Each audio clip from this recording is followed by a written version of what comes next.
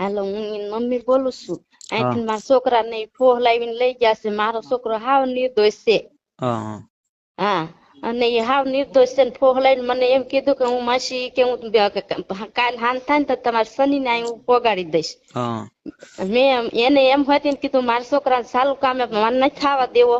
હા તે કે નહીં કે માસી કે મેં દર વર્ષે બધા હારે જાય છે ધજા ચડાવવા એટલે હું ધજા ચડાવી કે બીજે દિવસે હાજે હું તરત પાછો હું તમને હાજે મેકી જાવ એમ કઈને લઈ ગયો છે ને એને છૂટે એટલે એ નાજુ ને મારે પેલા અહીંયા મારા ઘરે બોલાવાનો છે ને પછી હું એને જોઈ લઈશ. પણ મારો છોકરો હાવ નિર્દોષ છે. એટલે લેવા આવ્યો એ કોણ હતો?